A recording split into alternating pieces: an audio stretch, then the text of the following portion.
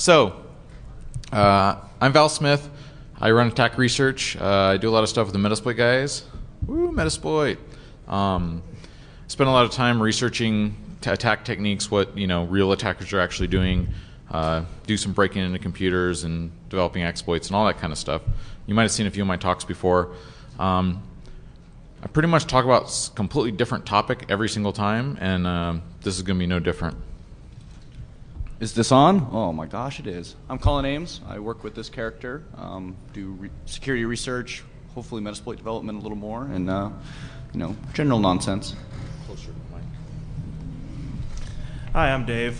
So I've done security research for the past 10 years on various things, bouncing around everything from writing installation for drivers to doing malware reversing. Yeah. All right, so we're going to talk about spear phishing and a few tools that we developed to do that for pen testing, basically. Working on some standardized tools to run on top of or in conjunction with Metasploit to do this sort of thing. So we're going to start off with some file phishing stuff, talk about some web things that we've been working on, Tor. It's going to be crazy. All right, so why spear phishing? Well, this is the way that people are actually getting in now. Back in the day, people got in with buffer overflows, remote exploits. They find some port, they'd send their payload at you. And really, with firewalls and everything else that people have implemented, that's not as prevalent. People are sending emails or they're directing you to websites. It's all client-side type attacks. And they're blending a whole bunch of different types of attacks together. Like they'll have a malicious website combined with a malicious document, which then sends you off to some malware and the social engineering component to trick you into doing these things. So they're blending these attacks together. So those of you in the audience that are pen testers, how often do you get to do phishing attacks against your customers? Anybody who does it frequently? A couple. All right, that's better than none. If you're not doing this, you're really missing a major vector. Like one of the big threats to your customers is that they're going to get hit by spear phishing. And so if they're not letting you do this, then you're missing out. So it's because of this kind of thing that I think that the security industry as a whole is sort of failing right now, because we're not actually testing what real attackers are doing. We're sitting there in the boardroom, we're doing our little pen tests and our scans, and the attackers are like hitting it up. We're going to hand them a checklist of here's your highs and your lows and your mediums, and this is what you should do, and what you got to patch, and the attackers are blowing them up. Now Val's a very calm person, but we really want to hit this home. This is what you should be doing. This is how bad guys get in. This is how you hack things. All right, so one of the things that we've been seeing that's pretty prevalent out there is that there's a lot of these web kits that are designed to do this sort of attack. Russians are doing it, a bunch of people are doing it. Impact, Tornado, Lucky Exploit, these are really sort of common web kits that deploy exploits to the clients in the browsers. Now, if you're a pen tester, you could go try to find these or download these, but who knows what's in them? I mean, it could be anything. It's an uncontrolled environment. A lot of these are backdoored, meaning that you get a shell, somebody in Russia gets a shell too. So, you don't want to be introducing that into the networks that you're trying to test on the up and up. The other thing is that there's a lot of file format exploits coming out, especially like PDF exploits. And these are sometimes getting built into the frameworks that already exist in the Metasploit or Core Impact or whatever. But a lot of them sort of have the same problems that WebKits have, in the sense that it's not really well understood what's in them. A lot of times they just pop up a blank PDF that crashes. It's hard to target those. And there's not a lot of knowledge out there about reverse engineering file formats. And so, our solution to this was we're going to go out and we're going to figure out what bad guys are really doing. We're going to reverse engineer it. We're going to take those techniques and put them together in a sort of standardized, modular way that people can use and trust and know what's in it, open source. So the sort of workflow that we've come up with to do this kind of work is that we thoroughly recon the target first. We figure out everything we can about who they are, what they do, what their business is, how they communicate, and then build a legend for our attack, meaning what are we going to pretend to be? Are we going to pretend to be a vendor sending them spec sheets for whatever they're trying to buy? Are we going to pretend to be their editor for their newsletter? So we want to look for documents that are plausible from them. we're going to build our vector, meaning is it going to be a PDF we're going to send them? Are we going to redirect them to a malicious website, email, whatever the vector we're going to choose for this attack, and then we're going to send it off and see who we get. So, that's on the attack side. On the back-end side, we got to have sort of our own infrastructure to handle this stuff. We're going to need a server-side exploitation system, something that can handle all these clients coming in. Because when you send out a phish, or you send 10,000 people to a website, and you're going to get a bunch of shells, and how do you handle all that? You can't just manually do one at a time. And also, one of the things that attackers have to worry about is if they have a firewall, how are we going to bypass it? Are they doing egress filtering? What ports are they allowed to send out? And so there's some upfront work to do there. For example, inject your payloads into browsers that are already authorized to get out through the firewall or get out through the proxy. And then you're going to want to automate stuff, because when you're dealing with hundreds or thousands of shells, you don't want to have to, okay, this shell I'm going to type my commands, this shell I'm going to type my commands and dump my passwords. You'll never get done. And a lot of times on pen testing engagements, you've got 2 days or a week or 2 weeks. So all this stuff is kind of complex and needs sort of a framework to work in.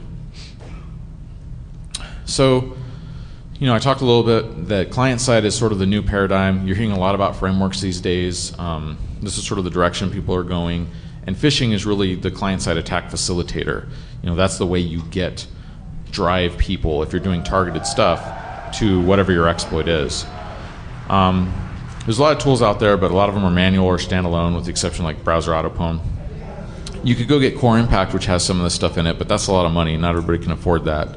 But pen testers really need something that's standardized, that they can control and understand and prove to their customers that it's safe, that they can automate and customize their attacks. And really, one thing that's left out in a lot of these tools is the concept of targeting. How do you target who you're going after and make it look plausible?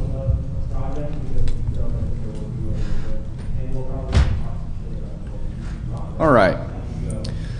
So, targeting specifically, you have to break it down to a lot of different pieces, and most of this is heavily influenced on the talk that Val and HD gave a while back, tactical exploitation, and it sort of goes back and forth to that, and it's very, very focused on social engineering. It's driven by social engineering. How do we socially engineer that user, that weak link on that network to get us in? And that's really where we're going to push it to, and it requires a lot of steps. You have recon.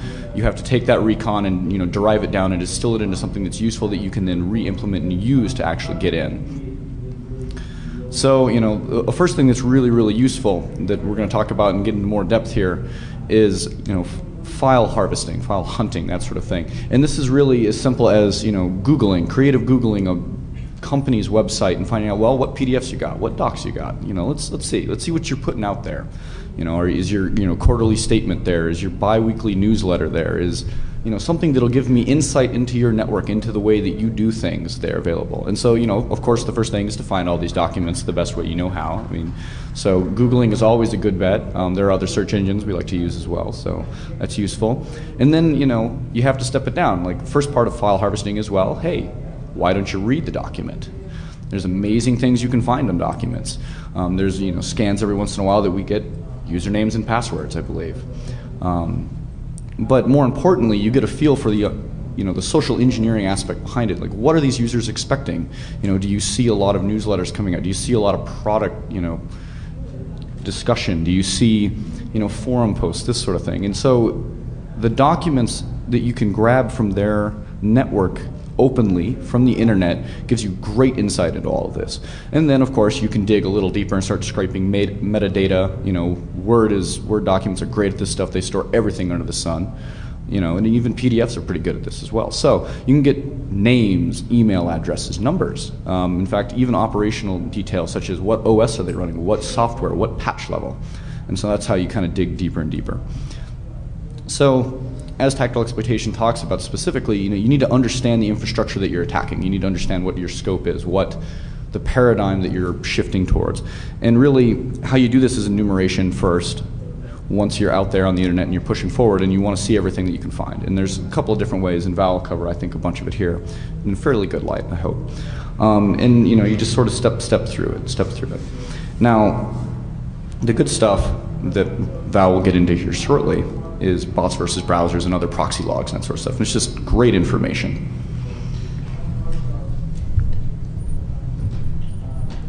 All right, so one of the things when you're going after your clients is how do you know what their internal addresses are? How do you know where their web traffic is coming out of if you're going to target it? You need to gather as much information about the target as you can. A lot of times you want to do this in a passive way so they don't know you're coming, they don't see you. One of the things that we've been looking at is the fact that a lot of sites out there have proxy analysis logs, which are sort of the reverse of web server logs. These track all the stuff that clients are doing as they come out of a network and provide a web interface so you can look at that data. And for example, up here, it's hard to see, but essentially this gives us a list of internal behind the NAT IP addresses and a couple of hosts. This is another example of a proxy analysis logging tool. This is some Russian site, and it gives you the user IDs of the users and the traffic from when they're surfing the web. So now we've got some users to target. We know their internal IP address range. We haven't done any scans on their network or sent them anything. You can find cool stuff like this. I think this is in the Ukraine. This basically tells us what antivirus they're using and the fact that they update it and how often they update it and the dates of when they update it. So we know, okay, well, if we're going to target these guys with a phish, we better be able to bypass Kaspersky because they're running it and it's up to date. So some of the cool things that you can also look for in these logs is crutches of individuals who are on a network. So it's been once or twice that we've seen there and seen them going to porn sites. Gives you an idea of what they're looking for. Every once in a while you can find them clicking on spam, so you can go find the spam and these guys are nice guys to go fishing after. Yeah, if you see a guy that goes to Suicide Girls every day, then okay, I'm going to send him a Suicide Girls update email, with, hey, here's some new pictures or whatever. And then you see stuff like this in these logs that tells you, oh, they're running Windows because they're going to Windows Update, and they update rather frequently.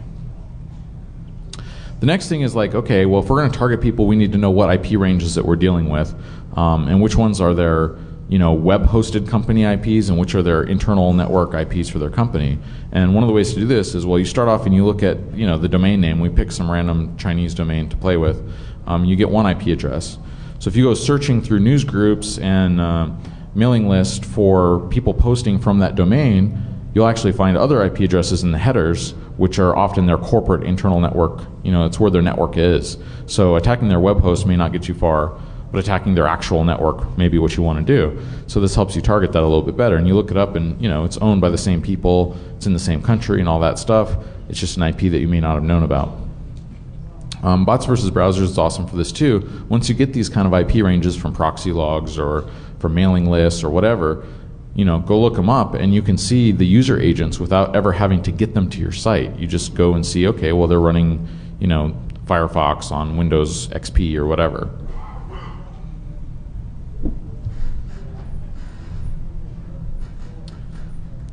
So the next piece, we briefly spoke on it earlier, and then we've covered a lot of this targeting for network information and that sort of gathering.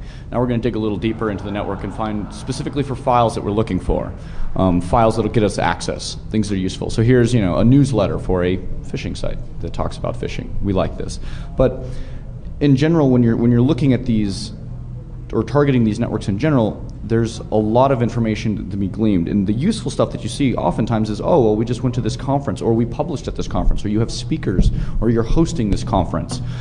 So updated slides, always good. Newsletters. Eerie vibrations. And so when you dig through these things, that's what you're looking for. And it's, you dig, and now we get to the good stuff. So what we really want to do is we want to find a PDF. In our particular case here, we pick PDFs for specific reasons that we'll get into here shortly, and we want to infect it. We want to create it as our payload to get into their network. And there's lots of reasons for this. PDFs are probably the most prolific document format there is out there right now. And I think you can take all the others and add them together, and they still don't equal up to how many PDFs you can find just by doing a simplistic file type search on Google. I'm not really big into that sort of number, but that's how I've based a lot of this. And people generally seem to trust them. They also have lots and lots of features. So first, we have to find a PDF. So here's some general stuff. Now, there's an interesting thing in, a little Easter egg in the corner here. Can we see something that's wrong? Val's a good guy and all, but sometimes he forgets to log himself out of Gmail when he's, searching for things. Now, this doesn't necessarily tip them off that you're looking, but that's leakage. That's information leakage that you didn't need to do. So be careful when doing this sort of thing. Yeah, you might hit some site that's already been hacked by somebody else and then screw your Gmail account. So here we are. We're kind of going through, and we come across this PDF. This one looks fairly interesting. It's a newsletter, and it's about a conference that's ongoing and so forth. And here's another thing that we want to point out here specifically is, again, Val has done something wonderful that I always love to see, is people opening PDFs in their web browsers. This is great. I love it when you do this because it elevates my PDF to run with full access. I don't have to ask you permission anymore to launch cmd.exe or do all those other fun things that I really like to do that we'll talk about a little later. So as we keep going down, we go down to you're reading. Here we are. We're just reading now. And we can see here that we have the person that writes this newsletter and distributes it, and we can follow it up here, and you can see in the corner we have another follow-up Google search that shows you who it is, who the editor is. So now we're getting a good target list. And now we want to find cross-correlation. We want to see sites that trust this, leveraging. Who reads this? Who's interested in this? Who are they partnering with? And because this could give us more attack structure, more vectors to enter from. And so, continuing on and just digging a little deeper, looking for email addresses. These are good targets, keep going. And, you continue and look for those relationships that can maybe be leveraged at a higher level than ones you've already found. And so you just sort of keep structuring it further and further. Yeah, so this helps you decide, okay, well, I want to send this newsletter from organization A to organization B because I know they have a relationship and they're using the same content and it's something you might expect or trust. So the actual, specifics of PDF infection. Now, I'm talking about infection. I'm going to take ready-made PDFs that are valid information, your information you read, information you provided to us, and I'm going to infect it with a payload. This doesn't destroy the information. In fact, the information is still there.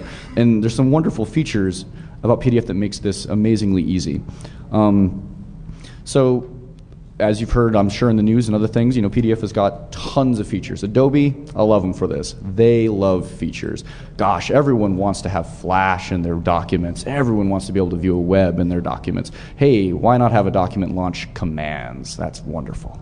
So, we have just tons of vectors in PDFs that we can leverage. And these are allowed, this is a feature of the document format itself, not even a vulnerability or an exploit. This is just what's built there, given to us, say, hey, go ahead and use this. Functionality is great. And again, PDFs work all over. They work on Linux, they work on OS X, they work on Windows. So you have a wide range of targets that you can use with just one file format. And again, we like to believe that they're trusted. We'll see how much people continue to trust them as we go on, as we keep picking on PDFs quite a bit. So, but so there's been a lot of good research out there. I want to throw up some of these names. These are good people to go looking for if you want to learn more about PDFs, about the structure of them, about attacks on them. And so these are good places to go. And there's some great code out there that does a lot of what we're going to be talking about. And most of the stuff is structured at how do we analyze PDFs for malware and that sort of thing. And that's kind of where we're going to try and set ourselves apart, is we're interested in attacking with PDFs. Although a byproduct of this, of course, is that, yes, I can take apart a malicious PDF and tell you, what shell code is it using, where is it beaconing to, so on and so forth. But that's not really our primary goal. So the attack basics specifically for PDFs, we have vulnerabilities, and we want to turn those vulnerabilities into exploits. You've got JavaScript. Those are prolific. There's, I think 6 or 7 at least, overflows in the actual JavaScript interpreter for Adobe, and specifically in Adobe Reader. And you've got Flash. It's just fully featured things. If you fuzz this, you can get information and you can get, good results. And of course, JPEG. These are filters. A filter, in a PDF is just a way of displaying information or translating it from one medium to another. I think Pusscat was telling me that she fuzzed for about 10 minutes to find the JPEG exploit. And then you start leveraging design features on top of vulnerabilities for your attack, and that's what we're going to actually do specifically for our infector. So the deep mechanics of this is when a PDF is opened, it parses through lots of objects, and of these objects you can get varying results of what you can and cannot do. Useful ones are open actions. Open actions take you to other object groups that can do things. Open actions are always associated, or not always, but mostly associated with malicious PDFs and so forth, but they're actually also legitimate uses. If you have an index of 40 pages and actually page number 1 is number 41, you have to use an open action to hop to page 41 if you want to open page 1 when you view your PDF. So this is controlling content, the way the content is driven and viewed by the actual PDF reader. And so we want to use this, we're going to leverage this to kind of point it to where we have bad things to go. And the next is you have additional actions, which is AA here, and these are all object types in PDF, which can then go further on. And the open action that we're using, we're going to use something that calls CMD, and it's interesting. So you go through and you have all of these features that you basically overload and use to base your attack. And so the most important feature here is PDFs have a wonderful thing called incremental updating. Incremental updating is that you leave all content in the PDF in place, and anything that you want to change, you just add to the end of the file. You just append it. You just put it at the end. At the end of a PDF file, you have end of file, as we see here, and then you just start adding new objects or overwriting objects. I don't have to change anything on the PDF to infect it. This is wonderful. So this leads us to our actual Metasploit module. And so what our Metasploit module does is you pass it a PDF that you found that you want to infect. It then will infect it with a Metasploit payload, and it'll launch it. So let's see how the demo gods like us today.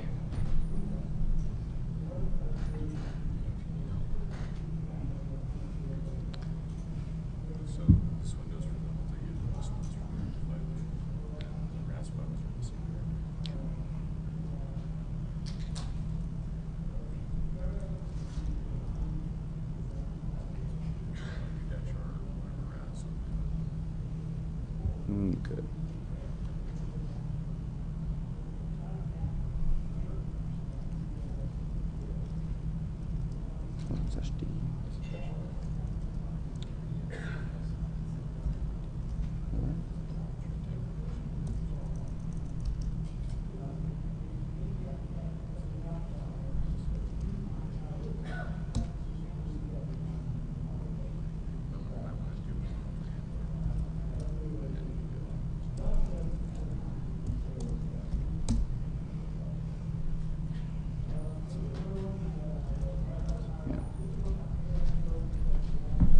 All right, so what he's doing is loading up two Metasploit consoles with resource files that do the multi-handler, which is going to catch the shells coming in, and then his PDF stuff. So if we could show it here. Set up. So, we're showing the PDF that we saw earlier, this SDIAP v2 and 4. Now, an important feature of the actual module in this particular case is that we want the file name that we're going to create here to be very, very similar, but not the same. And I'll explain this in a second. And this is more or less, we could make it a random file, but random files are strange looking. Normal users don't open random files. So, well, that's not true. But we're really trying to, play to their side of the coin here. So make sure you name it exploit.pdf so they open it. They love exploit.pdf. And another thing that I want to point out here is this is not a vulnerability. This will work on every single version of Adobe till the end of time, unless they change functionality of PDF, which I don't actually see them doing, to be honest. Exploit.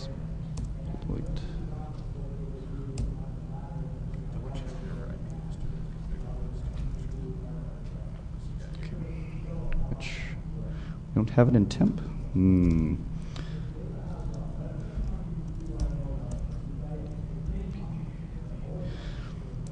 So Val told me he had set this all up, but he lied to me. He did not move it to temp to make our life easier, but it's okay. It's okay.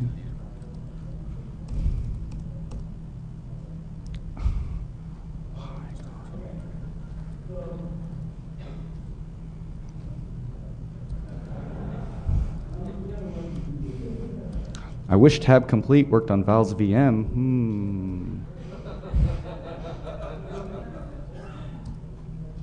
All right, maybe now it'll work. If you spell re-exploit correct. Ha! Huzzah.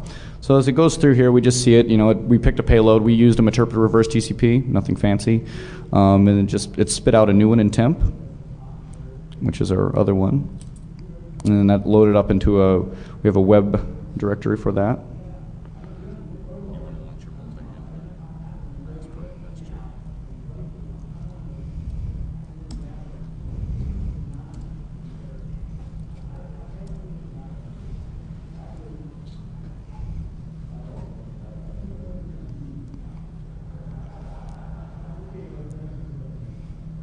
Let Val log in here so I can own him.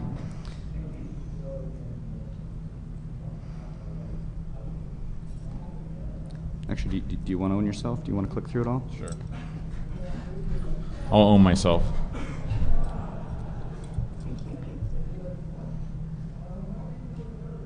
Hopefully.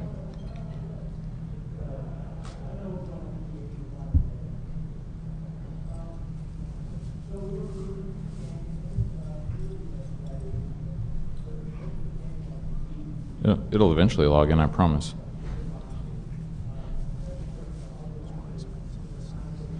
Oh, you know what? This is wrong. Let's own root. Valsmith's a wuss. Because Valsmith's a good guy. He uses user privilege separation. He never runs as administrator.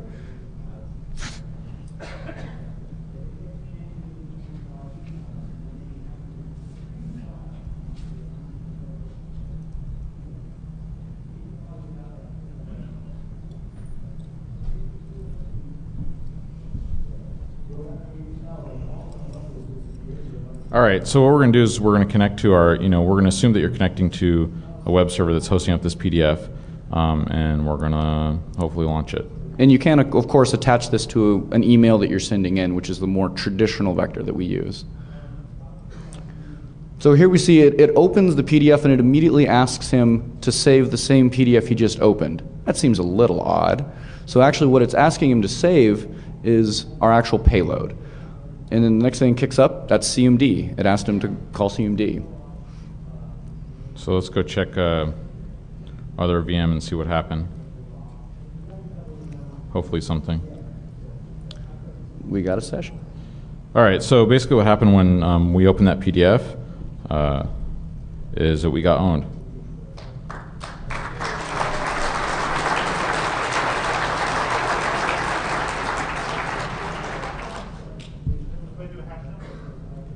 Do a hash dump.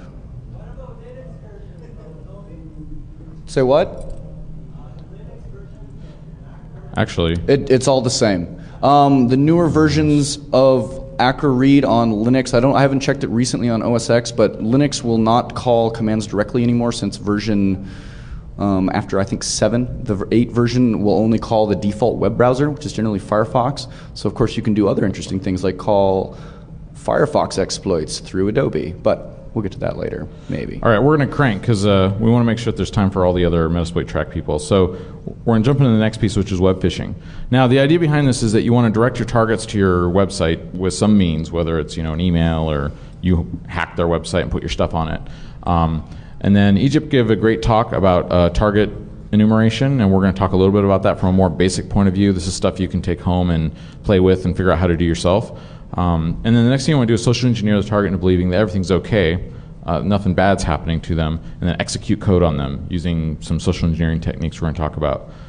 Then you got to handle your access just like we did with the PDF, and then automate your post-exploitation activities. All right, so I sort of have some really general stuff, and a lot of this is taken straight from how real attackers do their webkits, but I did it in such a way that at least you can understand the code. It's fairly simple, and you can use it without thinking I'm going to, backdoor it. So we want to do OS detection, IP detection, figure out what browsers they're running, and then make a decision on, okay, well, if they're running this OS in this browser, we want to send them over here. Similar, along the same lines as browser autopwn. We got some decloaking stuff, and then some signed Java applets. So in general, what we do is we sort of built some little modules to do client-side enumeration, and you can extend these to do all kinds of crazy stuff. And I'm not going to read all the code, but I'll just sort of show you a little overview of each thing. So the first thing we want to do is generate the header for our page, whatever it's going to be. In this case, we're going to check and see if they have JavaScript enabled, and if not, we want to bounce them out to some safe URL, maybe their company site or whatever we're trying to iframe in. Then the next thing we want to do that's sort of important, especially to pen testers, is we want to verify that the target IP is in scope. We've been on pen tests where we've done phishing and accidentally owned random people's home boxes. So you don't want that to happen. You want to make sure that the only IPs that you're hitting are in the scope of whatever your engagement is. And if they're not, bounce them off to some innocuous site that's not going to hurt them. So, we just have some code to help you do that. We want to verify that they have Java installed because this particular attack requires Java. So we just have a really simple, this is like simple, easy stuff, but we have them in a modular way that you can just go grab these things for your own attacks if you're trying to build a phishing thing for client-side engagements. Then we want to know what OS they're reading. This particular function is really based on user agent stuff. Egypt's got some really targeted, reliable ways of finding about OS and patch level and service pack level, which you should definitely check out. And then gathering information about the browser, are they running Opera or Internet Explorer, Safari, or Firefox, or what have you. All right, another thing that can be useful while if you've got them as a captive audience and they're hitting your web page, you might as well gather information about their internal IP. And so there's a couple of ways to do this. We have a JavaScript method, which allows us to get their internal behind the NAT IP address. We also have a Java applet. There's a guy out there, regulos.de, who released an applet to do this, and we sort of maybe reverse engineered a little bit and added some bling to it. You can go to his site and get more info about what this class exactly does, but it'll essentially do some stuff to get you their internal IP address. And if you're really interested in decloaking internal IPs or finding out if someone's coming through a proxy or Tor, check out hdsdecloak.net. It's got all kinds, just 100 different ways of doing the same kind of thing that go way beyond what we have here. And then you might want to log all this stuff. You want to know, okay, this IP hit me at this date and time, and they're running this stuff in case your customer says, hey, you guys didn't really own me, or you did own me and something bad happened. You want to know if that was you or somebody else. It's very helpful to log this stuff. So we just have an example of what this sort of little front end will do. Normally you wouldn't output this to the user because obviously it looks weird, but send it to a database. Okay, so the social engineering aspect of all this is having a Java applet that you can distribute your payloads in a similar way to the PDF stuff that Colin was talking about earlier. We love an interpreter. That's sort of our favorite thing, so we're going to distribute that in this case. The idea behind this is the client's going to hit a page. They're going to get a Java applet window pop up that asks them to run an applet. They're going to hit run, and it's going to cause the client to, in the background, download an interpreter and execute it, and then send you a shell. So I've got some really, really simple applet code for doing this. It's basically just goes and gets the interpreter and executes it. You can play with this and make it better. It's just some example code. Now, how to make this really deadly is if you cryptographically sign the Java applet as your target, most users are going to go, oh, look, my website has a little signature thing, asks me to run something. They're going to trust that because it's from their site, signed as their company. Why would they question it? They're going to hit run, and they're going to get owned.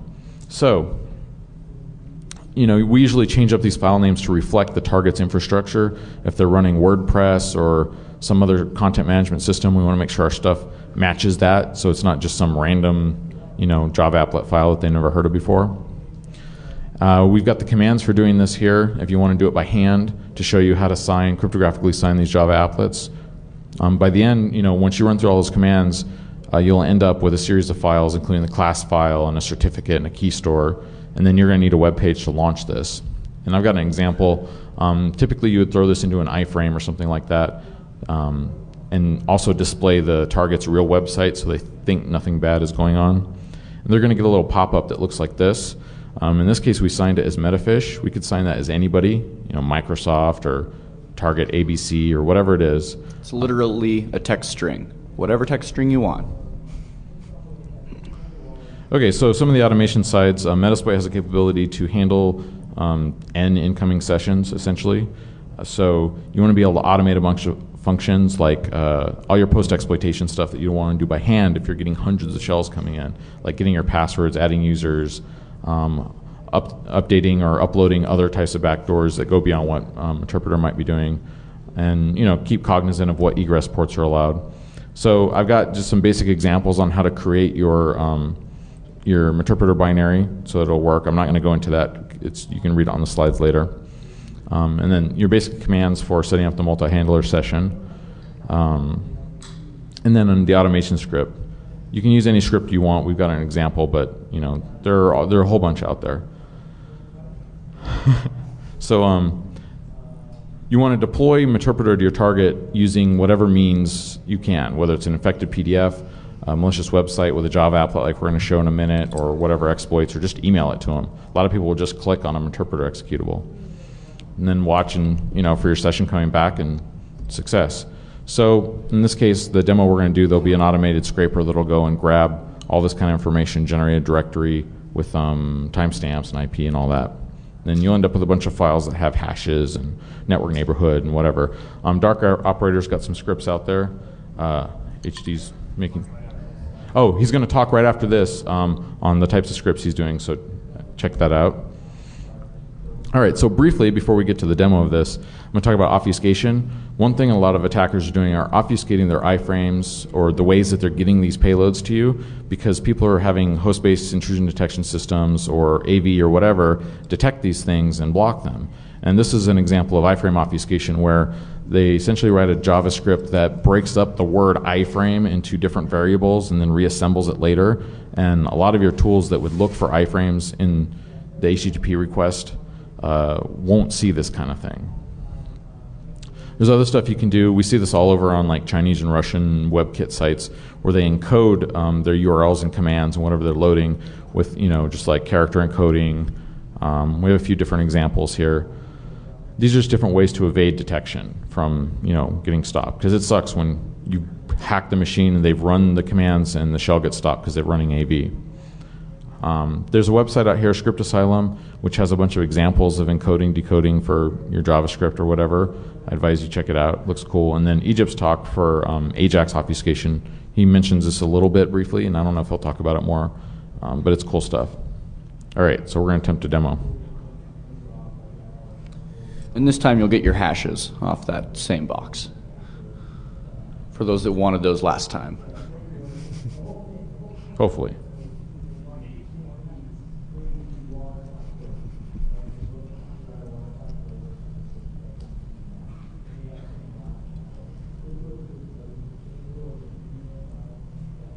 All right, so we're going to load up a couple of Metasploit sessions with some resource files that preset them up, since I can't type for crap. And the settings for the actual web applet is, this is using HTTP server for Metasploit, and it just basically defines, what class name you want to use, this sort of thing. It builds what payload you want. We've picked, reverse TCP Meterpreter, and it just sort of sets through all these things. So there's a few things you're going to want to set in here, like who you want to sign the applet as. You can put whoever you want, what ports, and all the typical stuff. And also the URI path, meaning, what do you want, what directory do you want this to come out of? And we picked cn_gov.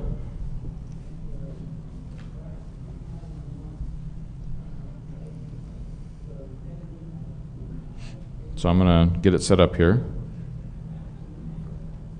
You want to explain what's going on? So this is actually calling out to Java, which is a bad thing. HD assures me that he can just sort of throw out Java bytecode. So we'll be moving to something a little cooler and sexier later. But this is basically just compiling the Java applet. It renames a bunch of the functions, puts the calls into the right IP addresses and so forth, and builds and signs it, and then hosts it up on a website.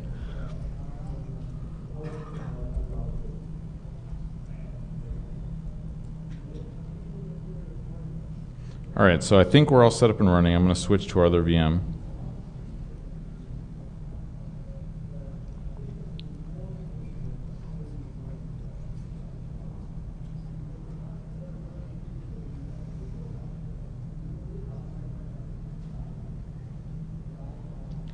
Windows is so much slower than Linux.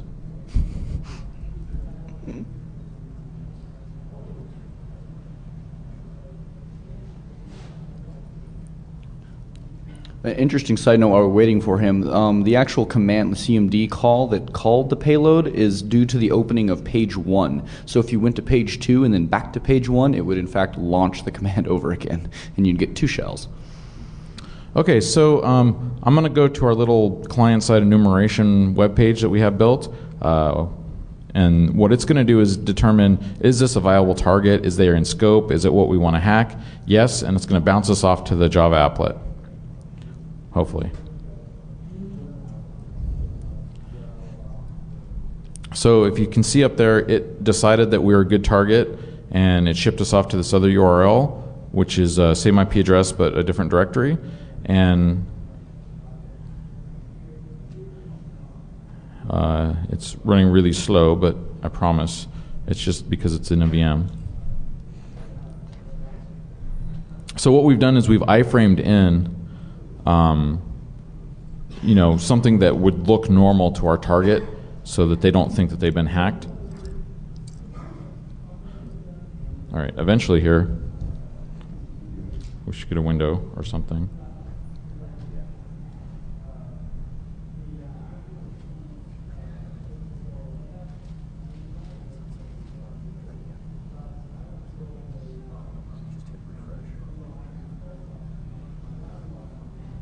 All right, we're going to try that again.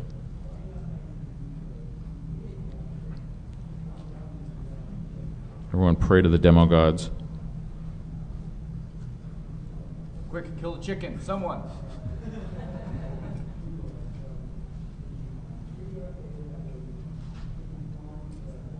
Yeah, I haven't got the pop-up window yet. I think it's just really slow.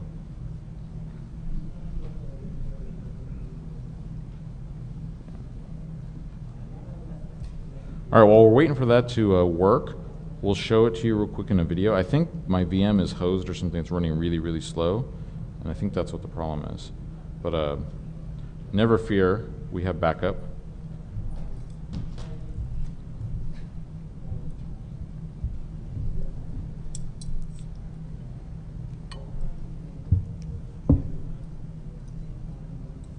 All right, so you can see this is sort of a video of what you're just looking at.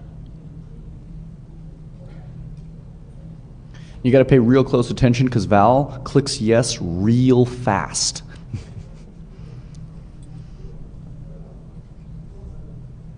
I got to find the spot where it actually happens.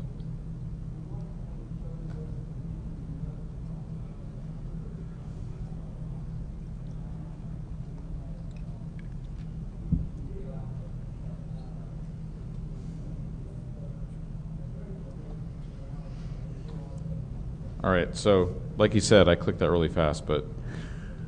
He's such a trusting fella. So what they get is a pop-up that says, hey, this is signed by, whoever, and we could assign that as Chinese government if we wanted to. They're going to click run, and then it's going to complete. Let's check our thing over here, see if it worked yet. Oh, look, it's sending. I don't know why it's so slow. It's not like we're hacking or anything.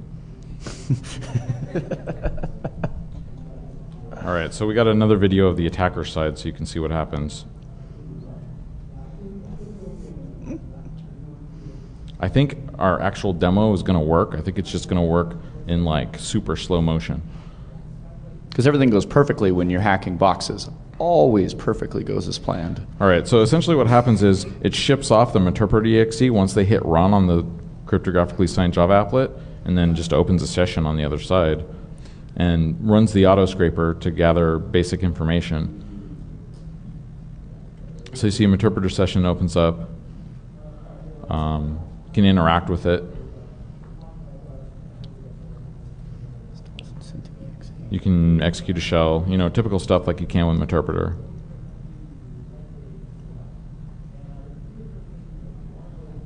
And then sort of what the auto scrape stuff will look like is you have a directory with the IP, timestamp, and things like that, and you have all these different files, like if you get hashes, and these hashes are meaningless, so crack them if you want, I don't care.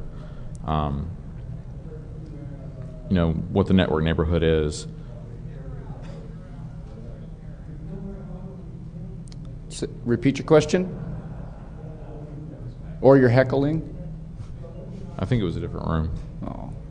All right, so anyways, I don't know what's up with this. Like, it actually sent the applet, but it never sent the interpreter. All right, demo fail. Regardless, we'll move on to the next piece.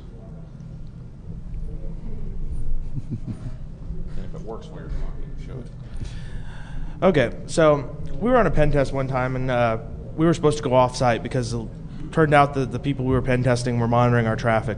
Sometimes the people who hire you and the security teams are not in sync. But so what I started playing with was some of the Tor stuff, and everybody knows about Tor for using it for anonymously browsing the web. But we started thinking, well, what if we can go ahead and do more with it? And so a lot of this is already published, but it takes a lot of time to figure out exactly how to do it. So that we kind of put it together, and these guys didn't have any clue that we could go as far as we could. So the first thing that we looked at was who do we want to be? So who do we want to come out as? Did we want to come out in China? Did we want to come out in a city where the place is located? One of the things that we're seeing as a trend is people are starting to get real reactive to being penetrated. So you'll see, they all of a sudden block off all access to China, or they all of a sudden try and block off everybody except for their local neighborhoods for their VPN. So instead of having to drive somewhere and try and figure out, what the site will look like from China and having to fly to China, we just use Tor, an easy way. You can go ahead and buy a virtual server somewhere. That's kind of expensive. It's another way to cover your tracks, kind of keep the defense off guard. So if you're actually trying to test the security teams and they're expecting you to come out of your home base in San Francisco or wherever, they might be looking at that city a little bit more. If you're coming at them from Mexico, well, then they're not expecting it. So a little bit just on how to set it up and a couple of notes that we found. So in a lot of the documentation, it mentions that you can just specify a country in an RC file for Tor. Turns out that's a little bit harder to do. It doesn't seem to work correctly except in some of the betas. And one of the other things that we started to find is, and actually we found this from the defensive side too, is if you're seeing a scan and it starts hopping IPs mid-scan, all of a sudden you start thinking something's up and it's a little bit more suspicious. So it's kind of nice to define your exit node to one particular place and just pop out of that one place when you're doing a scan and then go to another place for another scan or for an attack. So, of course, the easiest way to figure out where you want to pop out of is through Vidalia.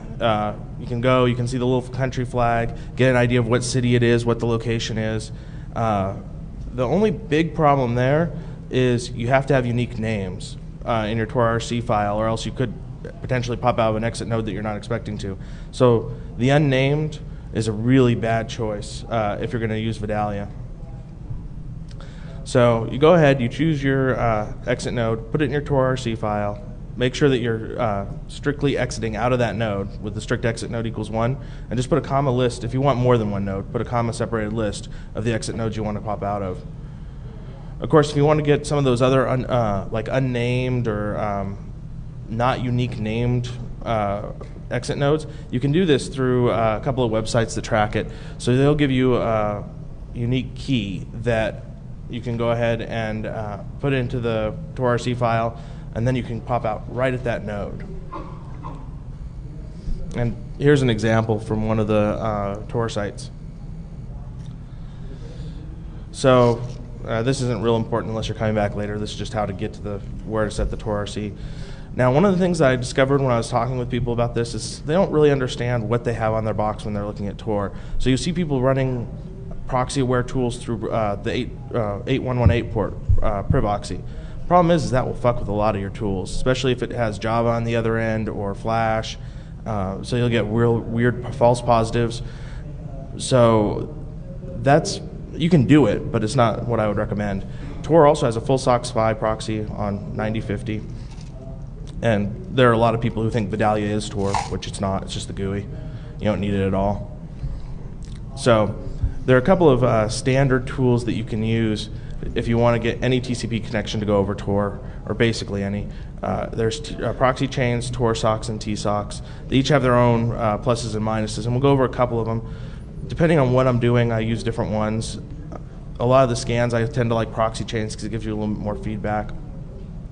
The way these work, though, is they hook the socket call directly and send that over the proxy.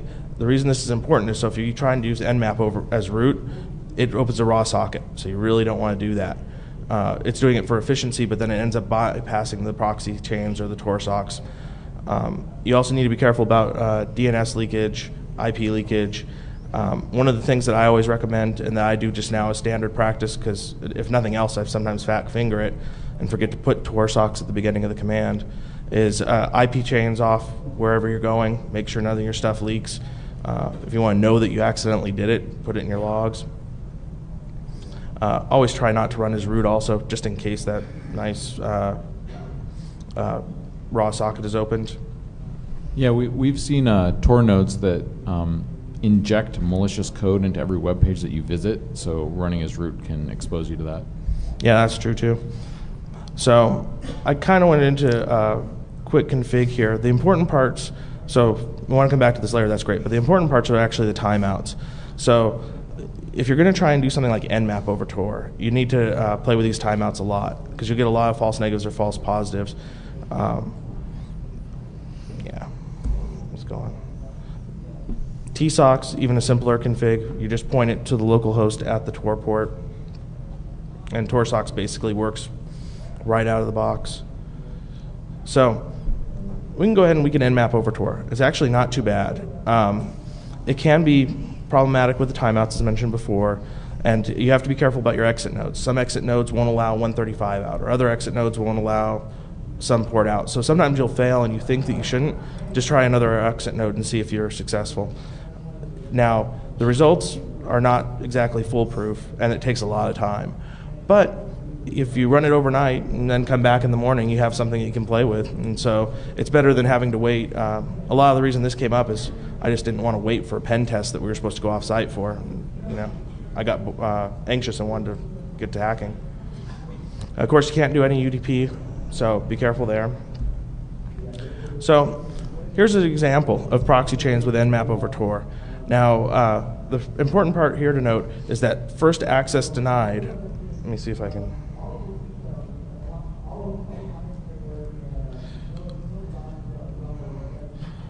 So this access denied here is showing you that the 443 is being denied. Now, if you just let this scan go, it'll take forever to actually time out, because basically it's still trying to get that connection going. Basically all of the Tor socks proxy chains, they try and assume that the port's really supposed to be open, and they're timing out for a different reason or getting rejected for a different reason. So they keep retrying. So you can go and you can tweak what your scan is. And if you're using the -A option on nmap, you can end up finding a lot about the end host. And you just kind of sit there and play with the port ranges that you want to see and what ports are being scanned for. And you can find out, yeah, this is an open SSH running Ubuntu, and there's no OS detection. It's really nice. So here's an example of the scan that I was actually running against blog.attackresearch.com. So we were popping out right in China, except I lost the cursor again. There. Well, we're popping out here in China, going over 22 and 80 straight to blog. So on blog, all that was seen was China traffic from this random exit node. But let's go a little bit further. So nmap's nice, but you can do a lot of more interesting things. So we ran NIC2 over Tor. We tried it a couple times with the Privoxy, but that's one of the reasons I mentioned before. We switched over to using Tor socks, and what was nice about this is we were actually able to root a couple boxes, all remote, coming straight from some other IP somewhere else in the world, and it just took overnight. And all of a sudden we were able to find a directory on some random website that they didn't know about or didn't think about that had the complete build documents, including the usernames and passwords to their entire website, database, everything else. So it's a nice thing to think about. We just showed it up here, again, scanning our attack research box. And you can see I use proxy chains because it gives us a little bit of output so we can see what's happening. And you can see each chain being created as it's going over the Tor network and hitting attack research. The -host here, just as a side, I know I mentioned that you should try and use IPs whenever available. The host is to get to the virtual host on the IP that you're going after.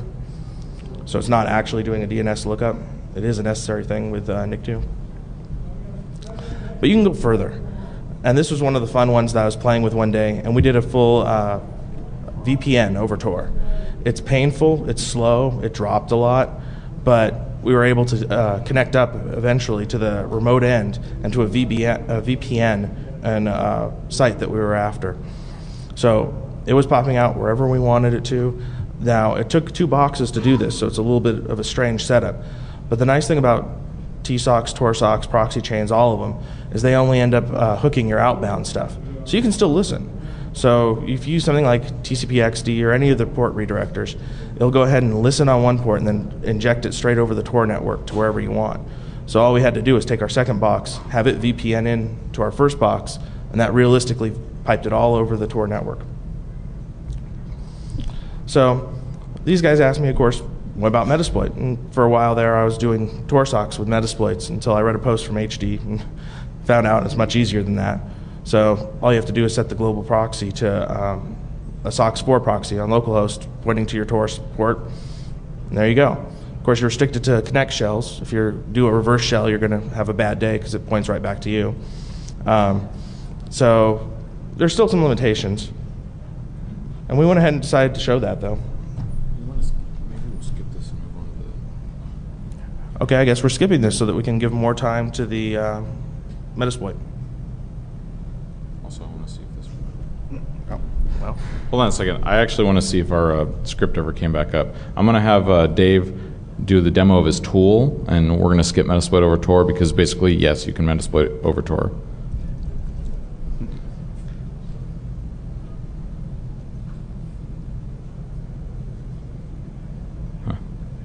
All right, I'm going to bounce this box.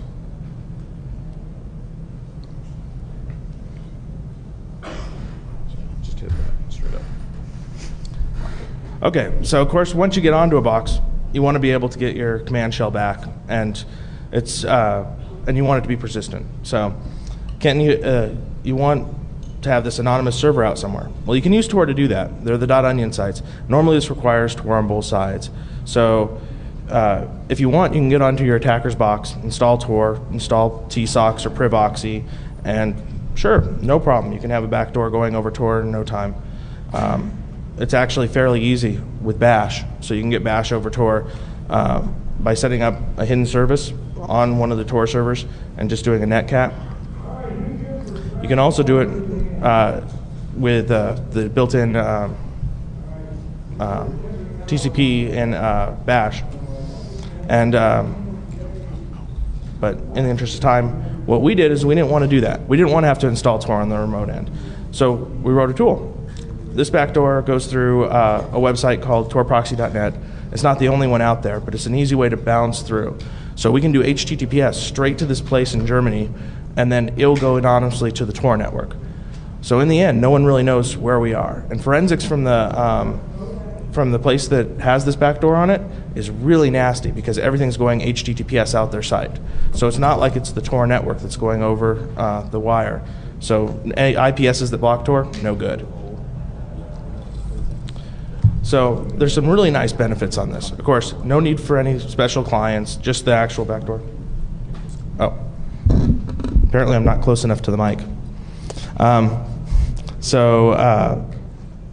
Can't tell who the server belongs to, of course. Don't know who's the .onion belongs to, and it's all going over HTTPS out the front door. It's not what I would call an interactive at all. It's not interactive. It's just a simple send commands, and it's also very asynchronous. So it's not a fast backdoor, but it's extremely useful if you're trying to hide where you're coming from or any tracks, and make it very hard on the defense. So just a quick kind of visual, because apparently a lot of people have trouble visualizing this. Yeah, the victim's going over HTTPS to the torproxy.net. So torproxy.net at that point can see your traffic entering the Tor cloud, but really all they can see is something going to a .onion site and some random traffic that looks like HTTP over the actual connection. So we're going to run this on a demo. Oh, that is true. One of the things I did forget to mention, so I ended up actually writing this backdoor twice. Once in Ruby, and then after my machine crashed and I lost my backups.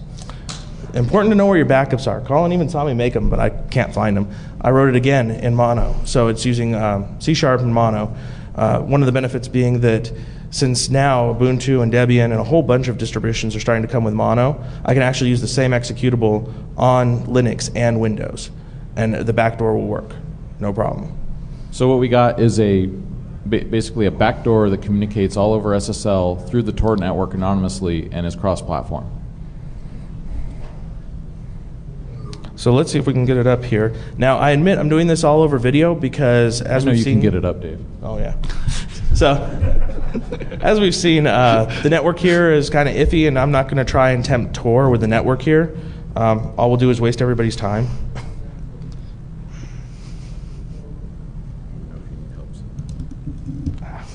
Other than I can't grab it. All right. So, where is it? It's right there. So here I am on my Linux box. I'm setting up a server for the Windows, and I'm going to set up the server for the Linux side here. There we go. He's doing 2 demos at once, Yeah. Linux and Windows. So since this takes a while to actually run, I figured I would get everything out. So here's the actual command that's going out. This is just debug output coming out from the back door right now, so I could show it.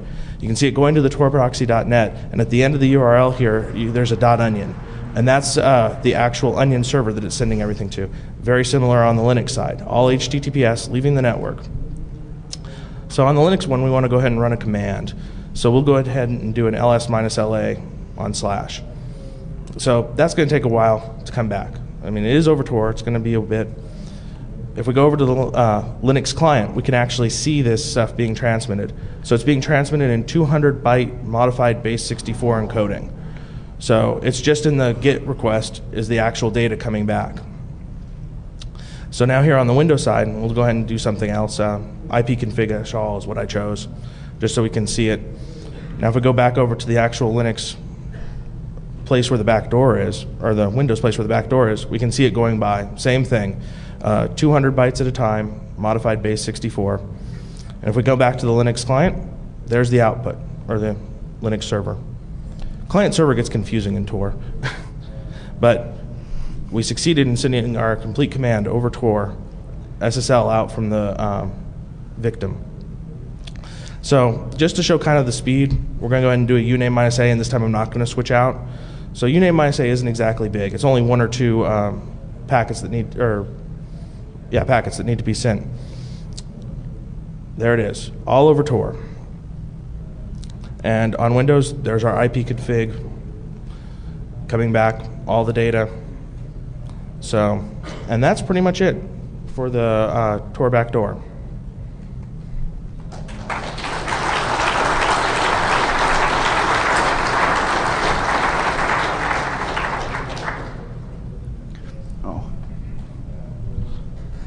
Oh, yeah. Talk about this real quick. Oh, yeah.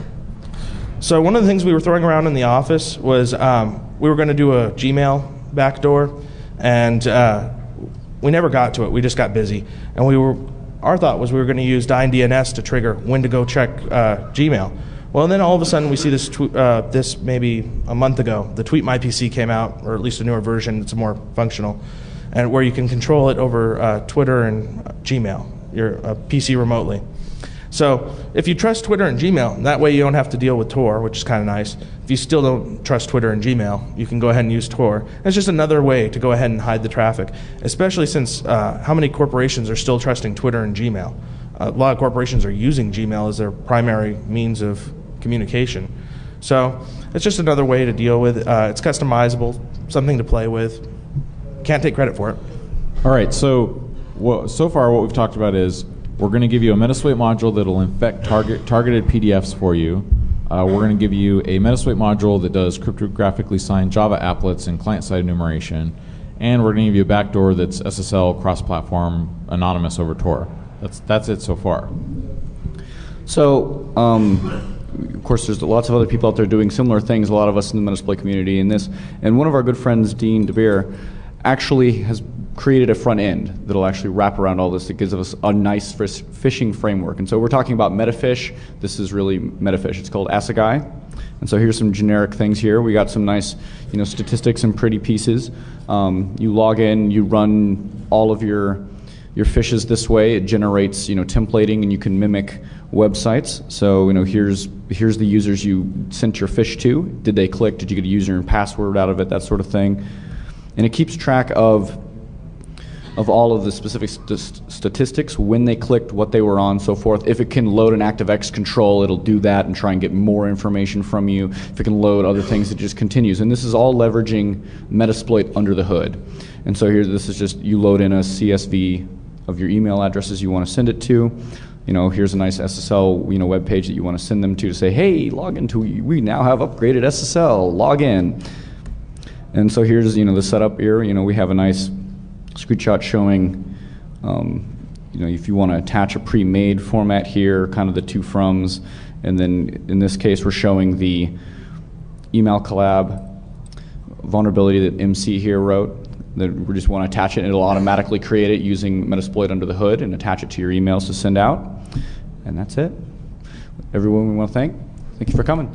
Yeah, thanks.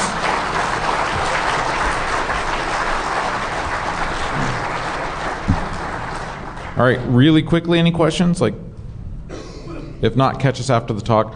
There's a whole track still going on Metasploit Talks. A bunch of people are going to come up and do their thing, so please stay and hang out and watch that.